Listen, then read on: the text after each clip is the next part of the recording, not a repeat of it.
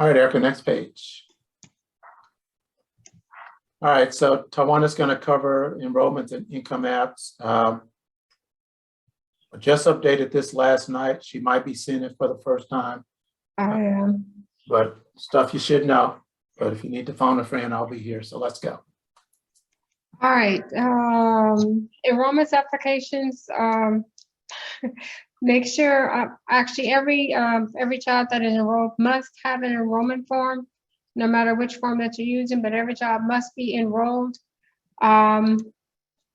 Must be completed properly and signed by the parent. Must provide all the information, including meals normally served and the time and care. Must be submitted right after the child is signed into your care, and it is only good for 1 year, so you have to renew your enrollments every year. The income application, it is optional, but it does determine if you qualify to receive, to participate on the food program. So if you are filling, if you have the all-in-one form, and the parent refuses to fill in the second part, Erica, can you go to the next page for me, please? So yeah, this is the all-in-one form. I normally call it the application. So if you're using this as an enrollment, you just fill in part 1 and then part 5, and that's it. If you're using it as an enrollment and your income application, you fill in part 1. Also, if you have a case number that is food stamps or Families First, you fill in part 2. If you have a child that's in your care that is either homeless, migrant, runaway, or Head Start, you fill in part 3. If part 2 and part 3 does not suffice for you, then part 4. If the parent is supplying income, you must have a social, must have social if the parent is claiming income. Okay, and then just go back to the form for a minute. This joint enrollment income application, I know we trained on it this time last year. At this point, this should be the only form that you're using in the child care centers.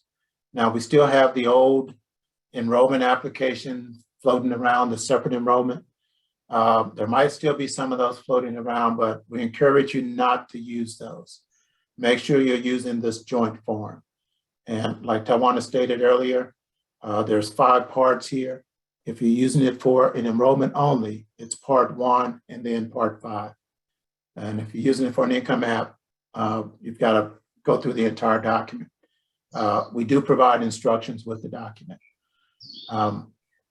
Now, both the enrollment and the income app are only good for a year. So by using the joint form, this is going to force both, this will have both your enrollments and income apps for a child expiring at the same time. So that kind of helps with, I know a lot of you, especially some of the bigger centers, the way we used to do things, you had a whole bunch of enrollments expiring at one point and income apps expiring. Hopefully this will cut down, it will cut down on paperwork, and hopefully it'll cut down on a lot of the churn associated with trying to keep up with both a separate enrollment and income app. And next slide, for the state of Kentucky, you've always had a joint form. But you're free to use Caramel's form, or you can continue to use the one that was put out by the state of Kentucky, which we also make available to you. You can complete enrollments and income apps online also. So again, Childcare mini menu, which I believe Childcare primarily. Lynn, are they able to enter income apps in mini menu? I don't think they can. Yeah, No, not in Minute Menu, but Childcare, they can actually send the parent the e-form, and the parent will fill out everything, the enrollment and the income app. So if you need help with that, you could always give us a call and I can train you anytime. Also for the Minute Menu, so most providers are filling in that and then printing it off and having the parent sign it. Please make sure that all the information is filled in. Make sure it is signed and dated. Make sure the parent is filling in their social.